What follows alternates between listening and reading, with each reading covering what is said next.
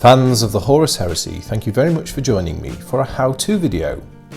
And in this video I'm going to show you how to bore out the muzzle brake on this Sicaran battle tank for the Space Marine Legion.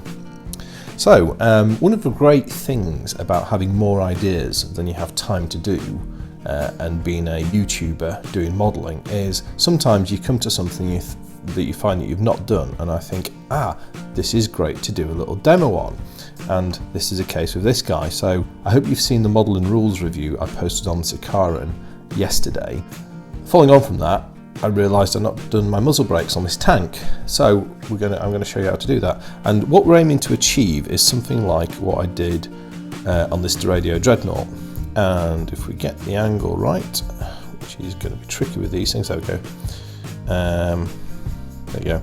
So you can see how I've bored out those muzzle brakes and I've cut out the flash apertures, and it looks really good. So I thought I'd do this as a demo. So a couple of people have mentioned how you like the look of a radio before, and the Sicaran is a perfect candidate to work on. So let's have a little look closer up. You can see that, so we've got the two barrels of the accelerator autocannon system, and this has got a nice chunky muzzle brake, and then you've got 1, 2, 3, that goes cupola or cupola hatch, 1, 2, 3 apertures. So what I'm going to do is I'm going to bore out the barrel and then I'm going to cut these apertures clear to create the same effect as I had on the radio. So that is the aim here. Before I start this, I suppose one little thought about doing this. I mean, if you do have one of these tanks, you want to do this, I certainly encourage you to try. However, maybe if it's the first time you've done it and you're not 100% sure about what you're doing, don't go straight off and start drilling into the barrels, just in case you find it tricky and you go a little bit wrong. What I'd advise, if you've not done this before, get a piece of offcut sprue from a Forge World kit. Quite often you have like cylindrical bits of gate keys. Cut one of those off and just get your drill and try boring that out nice and straight and even without sort of going offline or anything. Practice on something like that doesn't matter. And then once you've done that, then come to do your final model, because the last thing I want you to do is go wrong and spoil the detail on these. So that's just a little thing to think about if you've not done it before. Okay, right, so before we start this, let me just run over what tools I use. So we've got so the principal tools here is going to be a drill, and I'm going to use a pin vise as well. So I'm not going to use a power drill, I'm going to do this by hand. I like to do these things by hand. 2 reasons. Firstly, it's easier and more gentle to do, and I think you're less likely to make a slip up when you're working by hand. I guess I've got a lot of experience of doing this, so it's what I'm familiar with. Also, I don't use power tools indoor when working on resin models to avoid creating lots of dust. Anyway, so this is a small pin vise, but this is nowhere near big enough. And then we've got bigger pin vices, and I've got a few pin vices. And if you're getting into this sort of drilling, it's worth having probably 3. A small, a medium, and then what we're going to use today, a large pin vise. And this is a double-headed type arrangement, and it's got a small and a large size aperture on it. So it's a very useful tool, and you can get these on eBay. I bought this at my local model store. So that's the first thing you need. You need a pin vise, and then the next thing you're going to need is the actual drill. Now, with these sort of small drills, depending where you live and what stores you've got access to, they can be a little bit tricky to get the right size. Now, and quite often, I live in the UK, and if you go to big DIY chains like Wix or B&Q, they'll sell drills, but quite often they'll come in a multi-pack, or to get a single one like this, you'll end up paying a high cost. So what I do is I go to eBay, and if you hunt around, there's tool suppliers who can give you very precise choices on these drill bits, and you've got loads of choice and you buy exactly what you need, and the cost is a peanuts really. I mean, I think this, including the postage, only cost I think it was less than £1.50 UK sterling, so it was very cheap, and maybe a bit cheaper than that if I can remember rightly. So yeah, anyway, for this particular drill bit here, and if you're interested in doing this, this is a 2.1mm diameter, and I bought this specifically to do these. It's probably a little bit undersized, and it's often worth having something a little bit smaller as opposed to a little bit bigger. You can always increase bore aperture with drill bits, whereas if you've got a large one, you can't undo what you've already done. So I would kind of go for slightly smaller as opposed to slightly larger, or even just right. There you go, so bob that in there. So that's our tool. Then we've also got a bradawl, my favourite spike, and we'll be using that for doing a locator hole. I'll use this pin vise here to do a feeder hole, and then we've got a few of the standard bits and pieces. We've got a couple of knives, we've got a razor sharp one here and then a blunt one here, a needle file. This is a tapers to the point, flat underside, hemispherical upper side, and then don't forget dusty brush as well for getting rid of resin shavings. So there we go. Right, we'll move the hull back a little bit, and we shall make a beginning. Now, while I'm working on this, I'm going to tell you about my most recent game of my most recent Horus Heresy game, which I had a lot of fun with. It was an interesting game. Anyway, so let's start by, what I'm going to do is, using this spike, this bradawl, I'm going to mark a hole in the centre of the inside of a barrel, and that's going to be my starting point for drilling. Obviously I need to do two of these, so we've got both sides to do. And when you're using something like a spike on resin to do a locating point to start drilling, if you don't get it exactly central to start with, it's nice and easy just to kind of go in again, move your position of your spike and expand the hole, because resin's got a certain, it's a fairly forgiving material in that regard, so it's quite easy to work with. So that's the first one done. I'll do both of them and then I will try to show you what I've done. But as I said, the lighting is gonna, and the camera focus isn't gonna help me on this one, but we will try. So yeah, happy with that. Now, question, can we get any sort of view on this?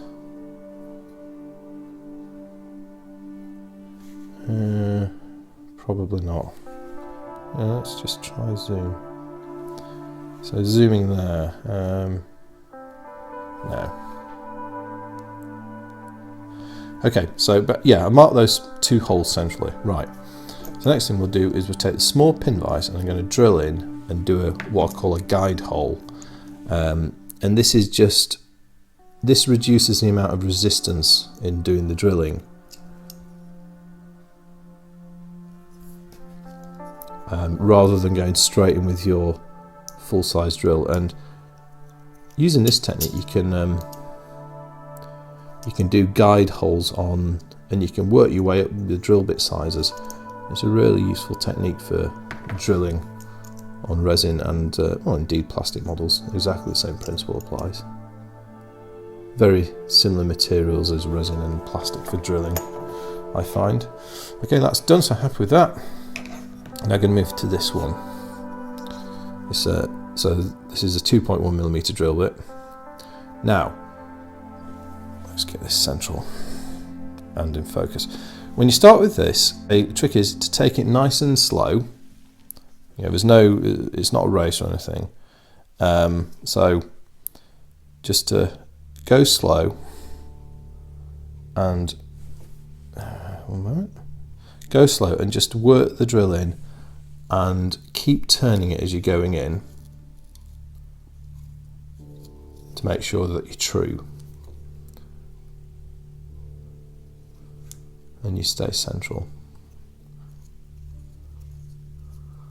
You've got to be careful depth-wise here because we haven't got a huge amount of depth before we go too far.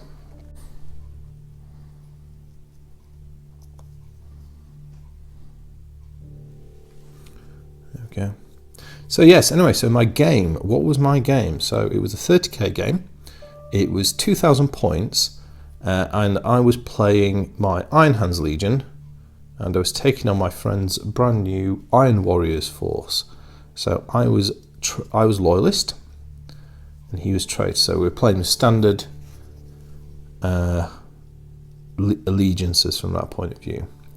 So yeah, so my mates put this force together, and it's is a friend who's got the big World Eater force, and I think it's safe to say he's been in the gaming doldrums for a bit, and he's been looking for that spark of a new force to do, and he started working on his Iron Warriors, and he's built a really nice force, and he's kind of used spare models, a bit of new stuff, and then also is repurposed some of his World Eaters, because his World Eater force was enormous. I can't remember now, it was, I don't know, maybe 8,000 or 9,000 points, so he just decided I can take a bit of this out. I've still got a huge World Eater force and make an Iron Warrior force. It's really cool. And the other good thing is the World Eaters are quite a hard legion to play in 30k in my opinion. They are not the most, they don't have the best and most balanced even special rules. Yeah, they're quite hard to get the best out of, and the Iron Warriors on the other hand are a much more rounded, balanced legion, and they've arguably got the best morale in 30k, certainly from a point of view of firefights. They're really great, and then they've got some cool formations and some excellent special units, and they've got the brilliant Tyrant Siege Terminators, which and Domitar Ferrum battle robot. So yeah, I would. They're a solid choice. Let's put it that way. All right, so let's just pause on that. So how deep are we now? So we are. And the other thing to do when you're drilling this is go, as I say, go slowly and frequently check the depth that you've drilled to. As I say, you can always take a little bit more out, but you can't pull it back if you go too far. So I'm actually getting quite close to being deep enough at the moment here. And this drill bit I've got here is essentially a wood drill bit. I mean, I guess you could use metal or wood, that would work okay. But new bits which are sharp, they will work into the resin quite quickly, so be careful you don't go too deep. I think just a couple more turns and I'm going to leave it at that for a moment. There we go. That's the first one. Now, it's probably not going to look like much this until I get further, and you might be able to make out you've got a big dark hole here now, where you can still see that one's got the full of resin. So I'm going to drill both, and then we're going to come back and work on the apertures second. Right, so back to our game. So it was a 2,000 point game. Now, I didn't really know what I was up against, so I just picked a fairly average balanced Iron Hands force. It didn't have and to be honest, it was there was nothing particularly OTT about it, and I just thought I'd pick something nice and straightforward. So I had, what did I have? I had 3 10-man tactical squads for my troops. They all had Vexilers and Melter Bombs. I had a Praetor who was tooled up. He was about 160 points. They had a Power Fist and a Cyber Familiar, Iron Halo, all those sort of good stuff. So he was a 2+3++ save guy, so he was solid. I had 3 Apothecarian as an elite's choice. I had a squad of Medusan Immortals, 10 men strong, armed with Volkite chargers and Graviton guns. And they had a Land Raider Proteus with an extra las cannon as a dedicated transport. I also had the Radio Dreadnought with Amblus autocannon battery and Aeolus missile system, or missile battery I believe. And then I also took my Leviathan Dreadnought as well. And my Leviathan Dreadnought was equipped with a Siege Claw, Graviflux Bombard, Phosphex Dispenser, and twin-linked Volkite Collivers.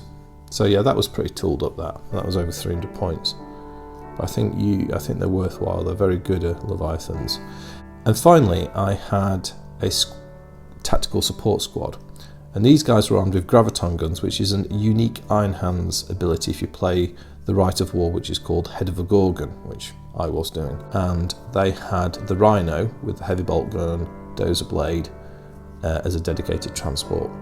So playing Head of Gorgon, I went to outflank, use my outflank rule on my vehicle. So both my Rhino and my Land Raider I placed in reserve, and the Land Raider was carrying the Immortals, and the Rhino had the Grav Gunners. And my idea was to bring those guys round in the pincer movement. So yeah, all good so far. What could possibly go wrong? Well, when I found out what my mate's force was, I had a little bit of a moment, because he's constructed a very neat force for 2,000 points, and it's centered around a Storm Sword super heavy tank. So for those of you who haven't heard of one, a Storm Sword is a Baneblade chassis with the turret taken off, an armoured citadel, and a Titan grade Plasma Blastgun slapped on. So yeah, serious firepower. So he had his Storm Sword, and he had 3 tactical squads. He had a Spartan with Flare Shield, of course. He had a Land Raider Proteus. He had a Duradio Dreadnought with auto cannons and missile battery again. And a Tech Marine. And a Rhino. There you go. I think that was his force, yeah. 2,000 points. Very neat force, and yeah, getting that Stormblade in at 2,000 points was a bit of a shock. Now, you know, I could have said to him, oh well, you know, I've not taken a Lord of War, do you mind me replanning? But I thought, no, let's play it and see what happens, because you know, sometimes in war, well, not sometimes, most of the time in war, the unexpected happens. So yes, this was one of those battles. So we rolled for initiative. Oh, in terms of the terrain, let me tell you a bit about the terrain. We played on an ice world, so my mate has got this great terrain that he's made out of waste plastic he got from a factory once, and it's also like giant icicles, and it looks brilliant. So we put a white sheet on the table and set all that out so it looked really good. We're playing on a 4x6 table, 2,000 points. We didn't bother with the mission because it was a bit of a test game for his new guys, and we just said, well, we'll judge it at the end based on points destroyed. So yeah, because I mean, you know, and it shows you don't have to play to missions if you don't want to. In particular, if you're doing experimental games where it's not aiming to be hyper competitive. Sometimes it can be, you know, just an easy way of getting on with the game without having to have a mission. And we didn't have a lot of time. We had to start quite late, so I was a bit late getting over to his place. So yeah, it was a good way to get the game going. He won the initiative roll off, and he chose to set up first and go first. Oh, Warlord traits. He did his Zion Warrior Rite of War. I just forget what it's called now. Hammer of Olympia, that's it. So he took the Shatter rule, which allowed him to knock a point of cover off. And I got the World Burner and Void thing for my guy when I rolled. So I took World Burner and gave it to the Leviathan Dreadnought, which gave its Graviflux Bombard and its Phosphex weapons a Shred rule. So yeah, particularly, I was thinking with that, particularly on those Phosphex bombs, Shred would be absolutely awesome.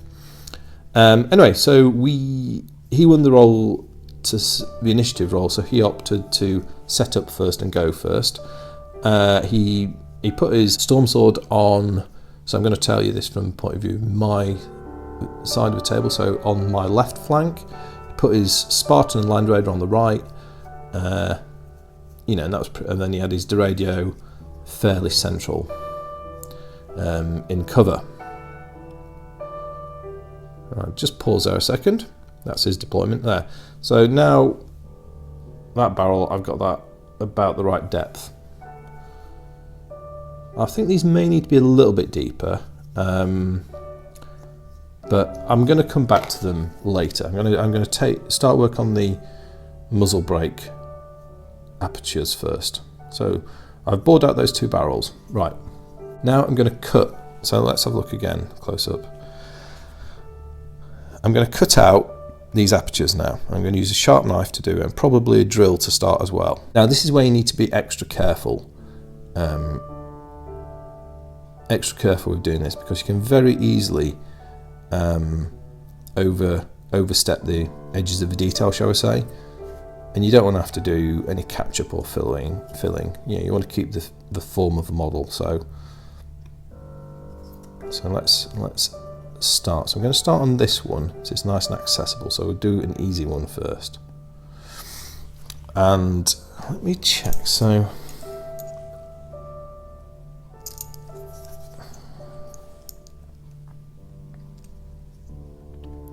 I thought that would be the case. So you can see this drill bit here is actually the same width of that. So I can use this to very carefully drill in and get some starter holes, and that's going to help me. Oops, let me try and get the focus there. That's going to help me when it's getting the final shape. So now you want to do this very gently and slowly, no rush at all.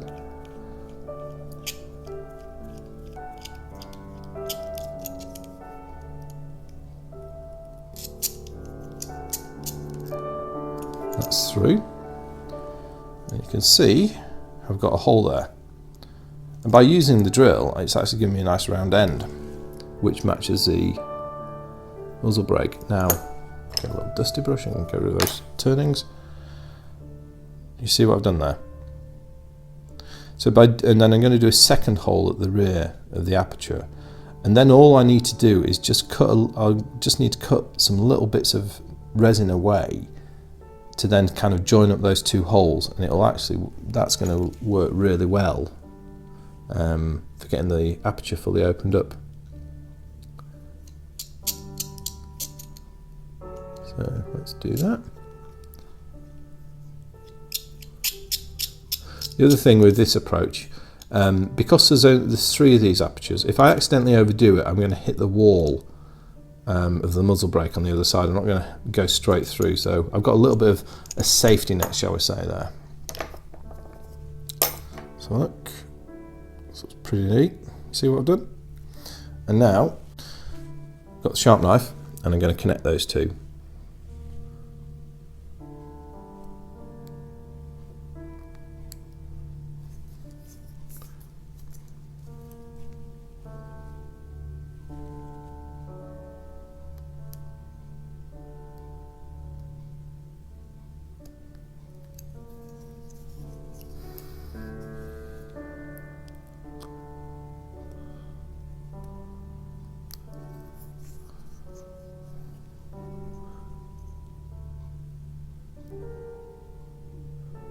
Again, it's just careful cuts and taking a bit off at a time. There's no rush. No rush to take it all away at one go. Let's take a look at that. I'm pretty pleased with that. I think that's worked really neat. Can do a little bit more work down here using the drill. But yeah, and as I hope you think from that, that was a lovely, easy little process to do. No sort of real big challenges there. And by using this smaller drill to do most of the work, that's made opening this aperture up quite a straightforward, pleasant little bit of model work. And I guess one of the things for you guys is, having done the radio already, I've kind of worked my technique out. So if you want to do this, hopefully you can benefit from benefit from that.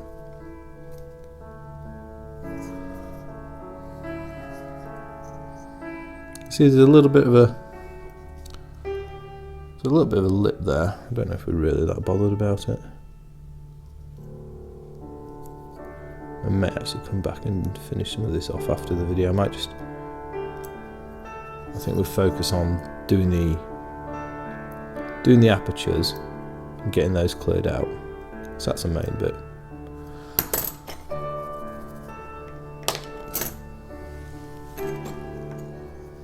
If I lose the focus at all, I do apologise. While doing some of this fiddly delicate work, but I will get a shot in so you can see where I've got to.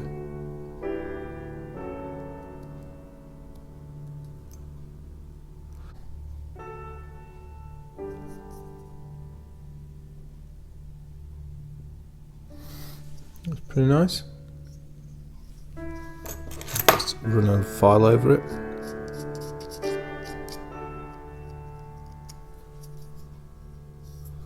Yeah, that's pretty good.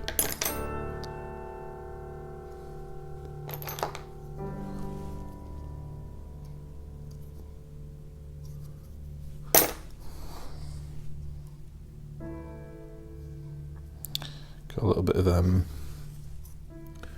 little bit of resin in there. Oops. A little bit of resin turning in there. See if we can just ease that out with the larger drill. And one thing as well, once you've started opening the aperture up, you can also, I think I get the light, and you can test the depth of the hole you've dug as well. As soon as you start opening the apertures up, you know if your original holes were deep enough.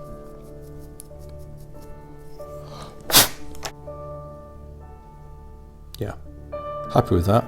Okay, let's go on to the second one. There we go. And right, let me continue with my little story about the game.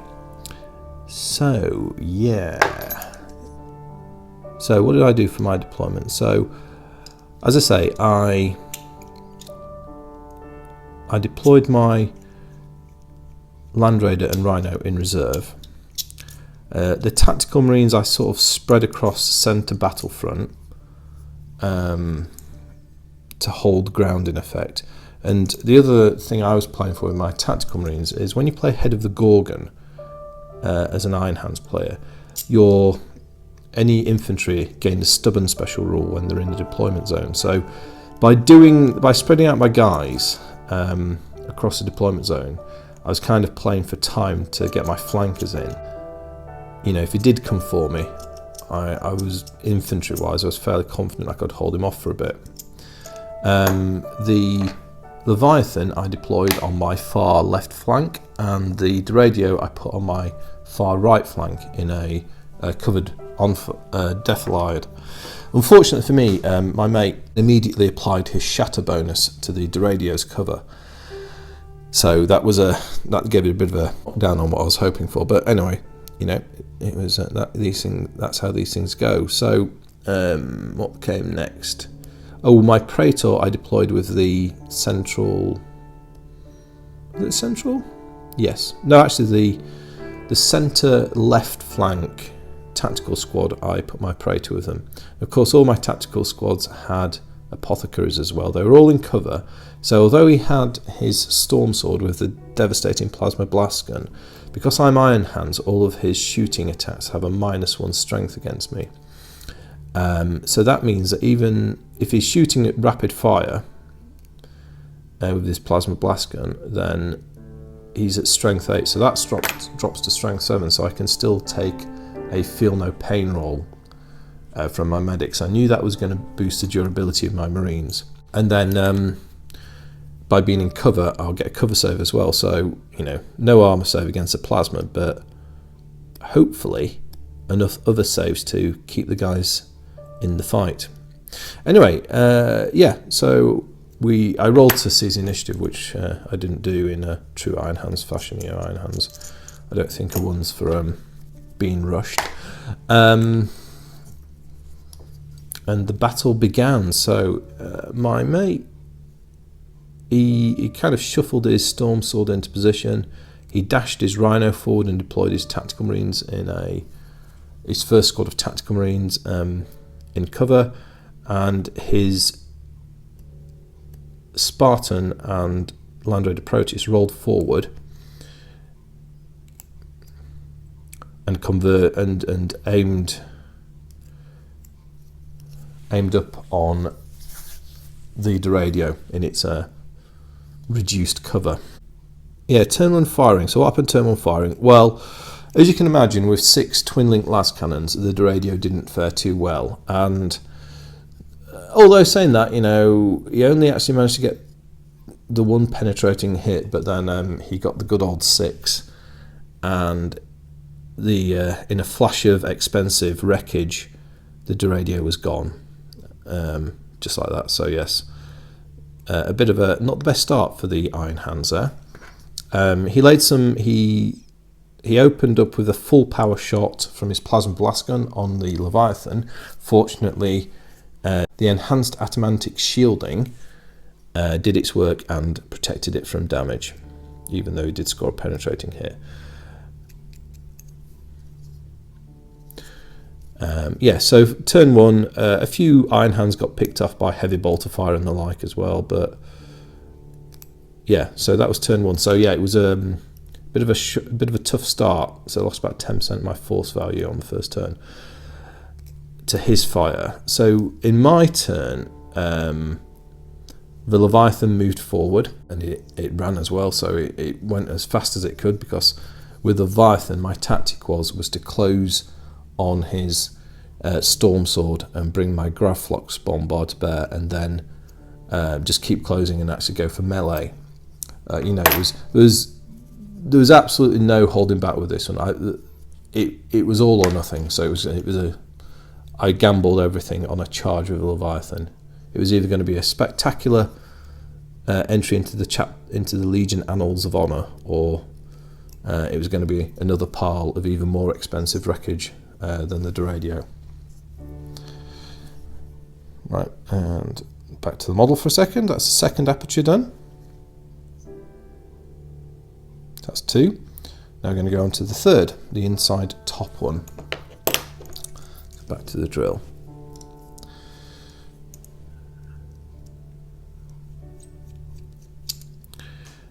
Right, so on the other flank, well, the Iron Hands, the tactical marines all they could really do was spread out and shuffle into cover a little bit better.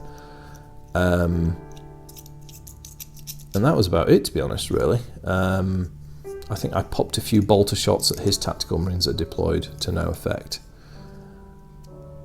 No, I think I killed one of his guys, but it wasn't particularly great. Yeah, that was it. So turn 2, it was over to the Iron Warriors. So yeah, things were looking up for the Iron Warriors already. So there wasn't a great deal of movement. The Marines consolidated a bit. The Centigrade Marines who got out the Rhino, they consolidated a bit, and the Land Raider Proteus and the Spartan now did a wheel towards my left flank and started lining up against the only thing that was really still a threat to them, which was the Leviathan. So the Leviathan was had a lot of attention at this point, and he was kind of feeling it out there on his own with 1,200 points of angry Iron Warrior tanks arrayed against him. And yes, so my mate opened up, and Leviathans took a real beating. However, it survived. It did get hammered though. It lost 2 hull points, 1 glancing hit and 1 penetrating hit, and it suffered a crew stunned result. So the extra armour drops it down to shaken, but still that was quite a blow, because that meant no firing with the Gravflux Bombard in the next turn. So that was a bit of a bummer. Anyway, in my next turn, I rolled for my reserves, and luck was with me, and both my Land Raider and my Rhino arrived. Now, when you're doing flanking units, obviously you roll, and on a 1 to 2, it would have been left flank, 3 to 4, right flank, 5 or 6, you choose. The Rhino ended up on the left flank, so kind of like next door to the Storm Sword. And the Land Raider I got to choose, so I deployed that on the right flank because I wanted to take some pressure off the left. Now,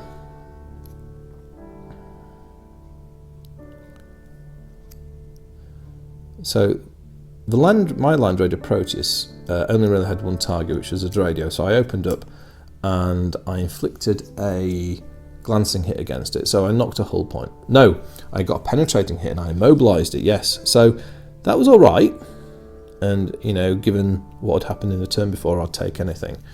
But that was about it, a little bit of bolter fire, but no, it was a bit of a sparse turn really.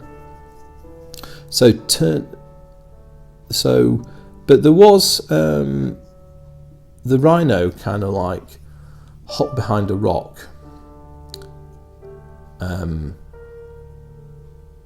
just really prayed that it wasn't going to get shot, and in the next turn it didn't. And so the next turn was interesting. My mate repositioned his Storm Sword a bit, and then the Land Raider and the Spartan did an about face, so they span around to face my Land Raider. But yeah, that was that. And so it was kind of interesting. From all of a sudden he was sort of hemmed in on all sides by Iron Hands. Okay, not perhaps as dangerous as it sounds, but yeah, it was a bit of an upturn for me. Right, just pause there. So that third aperture is now cut out. Might be a little bit of resin dust to remove there, but yeah, it's pretty good.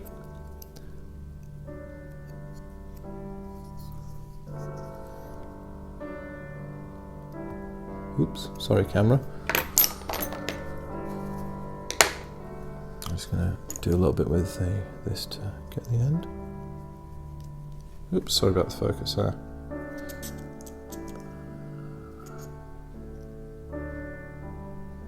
Oops.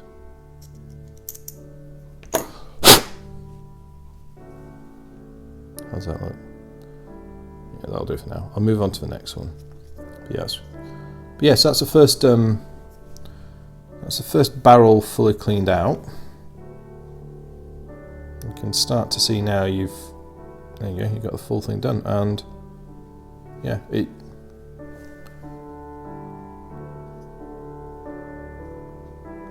There we go. Got the focus finally. Yeah, looks really good. And these muzzle brakes on autocannons like this, this just works so well on, and it's such a nice thing to do to bring out the detail on the brake. It really is a nice thing, and it's, you know, it's kind of Forge World casts these solid for good reason, because if to cast them hollowed out like this, it would be, from a moulding point of view, it'd be an absolute nightmare. So, you know, put the detail in, and then all you need, as we're doing here, is a little bit of drilling, bish bash bosh, you got your aperture, your muzzle brakes opened up. Right, so we're going to go on to the right hand barrel and work on that. So, where were we with the story of the battle? So, Iron Warriors turn 3. So, Iron Warriors turn 3. Iron Warriors turn 3 firing more specifically. Right, so the Land Raider copped all the last cannon fire and the autocannon fire from the Dreadnought, and it actually got off quite lightly, and it lost 2 hull points. And both of those were, all the last cannons bounced off it, so 6 twin link last cannons, ba-boing, which was great. However, the Anvilus autocannons found the mark with 2 glancing hits. So, yeah, it took a beating, but all in all, I was surprised it survived, and straight away my mind spotted an opportunity. On the other flank, once again, the Storm Sword fired its Plasma Blastgun at full power, aiming at the Leviathan Dreadnought. Another penetrating hit was scored. However, this time the Atomantic did its job and saved the Leviathan. So at the end of that fire, there's a bit more bolt gun fire at some Marines, a couple more of my Praetors command squad got dropped. They'd taken quite a few casualties by this point, but the great thing for me this turn is the Leviathan Dreadnought was going to be able to move and fire next turn, as was the Land Raider. So the next turn, what did I do? So the next turn, what happened? Right, so all the morale had held on the Iron Hands, and I decided I was going to make my move on the Storm Sword. So because this Storm Sword had slightly redeployed, it meant it was now in range of my Land Raider without moving on the right flank, so it's kind of like shooting right down the edge of his table edge. So I kept my Land Raider stationary. The Leviathan moved forward and got in range with its Gravflux Bombard on the Storm Sword, and the Rhino did a sort of bit of a crazy brave move and got a shot on his tech ring, if I remember rightly, and the Graviton gunners deployed as well and ducked behind a rock. And well, there's 5 of them, and they were just praying that they survived. So it was a risk. In the firing phase, let me start with the Leviathan. Now, sometimes you just get that 1 in a million shot, and I had it this turn. Leviathan fired its Gravflux Bombard at the Storm Sword, and it got a solid hit on it. Now, the Gravflux Bombard is a weird and wonderful weapon. It has no strength value, but instead you roll 3d6 for armor penetration. So it's crazy random. It can be anything. It can fail to penetrate the armor of a Rhino, or it can smash through a Warlord's front armor. It's that random. But I got a penetrating hit, and it's AP2. I rolled for my damage, and lo and behold, I got a 6. So took 7. That took me up to an explode result. I thought, brilliant. And this was when I was taking my gambit with attacking the Storm Sword. This was what I hoped for: a penetrating hit and an explode result. So I got an extra D3 hull points damage, which turned out to be 2. So I added that to the original 1 from the penetrating hit was 3. Set another weird and wonderful rule on the Gravflux Bombard is you double all hull point damage to targets with armor values. So the Storm Sword took 6 hull points of damage off the 1 shot from the Gravflux Bombard. Excellent. There was more good stuff to come. The last cannons from the Land Raider opened up on the flank armour of the Storm Sword, or the rear armour I think, as I remember, and scored a further 2 penetrating hits, although no further explode results. So all of a sudden the Storm Sword had gone from no damage to having suffered 8 hull points of damage, looking decidedly shaky. So this was fantastic. There's a bit more bolt fire, but to be honest, it was all about the Storm Sword at this point. So yeah, the Leviathan did a cracking job. So next turn, so the Iron Warriors. So all of a sudden the Storm Sword's panicked. He kind of reverses back, and to try obviously get a bit of distance on the rapidly approaching Leviathan. But at this point it's kind of, my mate's caught between the Leviathan on the far left flank and the Land Raider Proteus on the far right flank. So it is a tricky choice. So he did an admirable job of angling his armour as best he could, but it's a difficult thing with such a big vehicle as that. In the firing phase, again a full power plasma shot was levelled against the Leviathan from the Storm Sword. Once again, the Atomantic shield saved it. And I forgot to mention, in the previous turn I'd actually thrown a 6 for my Blessed Auto Simulacra, which is a free upgrade to anything, any vehicle with the head of a Gorgonaut right of war. So it only had 1 hull point of damage now, so that was great. So yeah, once again it weathered the fire, and that was excellent. So I was in a position now whereby my Leviathan was intact for another turn. Unfortunately, my luck wasn't to hold, and on the right flank, the Land Raider Proteus succumbed to a second volley of las cannon fire, and this time the Spartan and the Land Raider Proteus found their mark and caught it through and wrecked it. So the Medusan Immortals then had to do an emergency disembarkation. That made me worried, because with the loss of a Land Raider, I now only had the Leviathan to stay in the game with, really, in terms of the armour battle.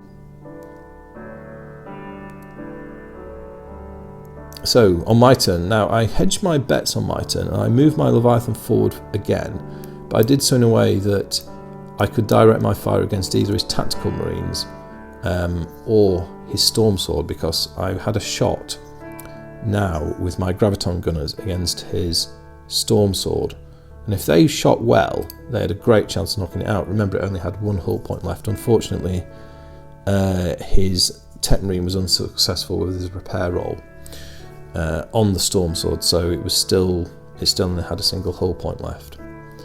My marines just continued. There's a little bit of movement on the marines, but not a great deal. So I went to my firing, and the graviton gunners with their war relics did the job, and they inflicted two more hull points on the storm sword, and it was wrecked. So that then left the Leviathan free to target his tactical marines, and well, yeah, that wiped out, I think, after the Leviathan had fired all of its array of weapons, of which it has many. I think there was maybe one guy left, and my the Praetor's command squad, what was left of it, they're down to about half strength now. They then let rip with Fury of the Legion on that survivor and gunned him down, so one of his tactical squads was wiped out. So all of a sudden, so things were definitely looking up on my left flank, but they were decidedly more dodgy on the right flank. However, I still had the Leviathan, so I had a chance. As long as that Leviathan stayed up, I could deal with the Spartan and the Proteus. Unfortunately, then we moved to his turn, and his Land Raider and his Spartan came straight for the Leviathan. They opened up, and unfortunately the Atamantic shielding's luck was out, and it got caught, and that was the end. I think he actually did the same to me. He got a penetrating hit, 3 dice, got 6, ba-boom. Goodbye, Leviathan. So yes, yeah, at that point I think the game was pretty much decided.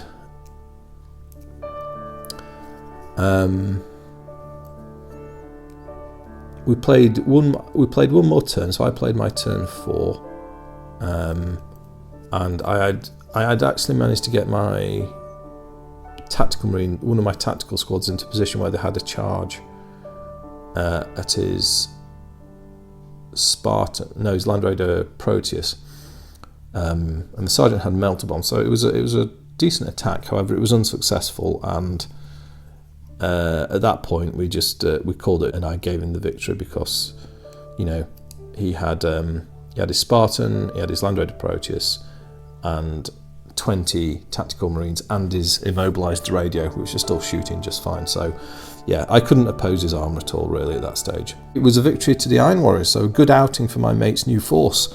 But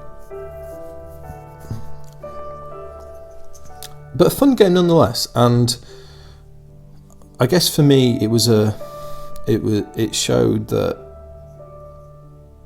just showed again how the Leviathan Dreadnought is such a tough cookie, and it can really work so well. The radio was a bit more unlucky. I think if I could have certainly had a more optimised force for dealing with the Storm Sword, but as I say, it was a fun game, and sometimes that bit of unknown is good, and also by having a suboptimal force, it did really tactically challenge me, and I managed to knock out the Storm Sword. So I took that as, you know, I was pleased with having achieved that, even though the overall victory wasn't mine. So yeah, but overall a really good game, and I got to give it to my mate. His new Iron Warriors Force, I think it's an absolute cracker. You know, it's a really good mix for 2,000 points, and you know, could easily add a couple of those other. I think he might add some Tyrant Terminators in at some point as well. And I know he likes the Domitar Ferryman. I think that would just round them out beautifully. And talking of beautiful things, I think we're about there with this Sicaran turret now. And these muzzle brakes, I've pretty much finished the work on these two. You can see we've now got the right hand autocannon barrel. All those apertures are bored out. There's a little bit, I mean, there might be a little bit more stuff to take away here and there. I think might be a few little bits of resin shaving to just remove with some careful fine needles, but you know, I think that's pretty much the whole thing that I was aiming to achieve. So, can I get the focus? Ooh, maybe this will work.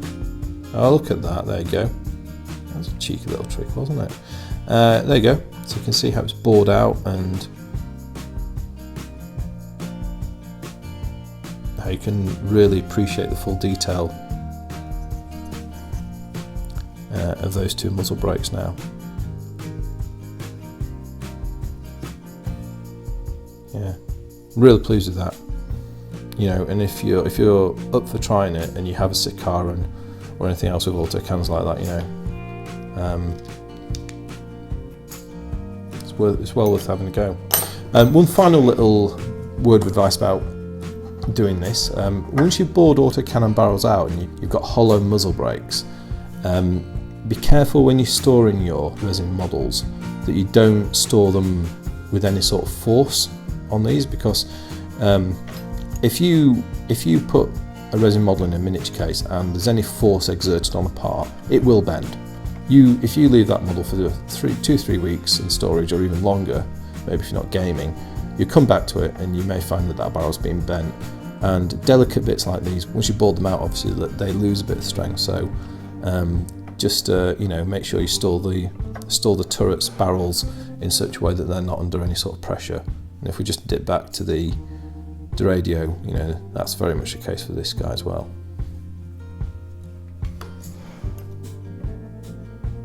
But yeah, there you have it. A demonstration on how to bore out the muzzle brakes on a Sicaran battle tank for the Space Marine Legion. Let me know what you think. I hope you've enjoyed this little demo.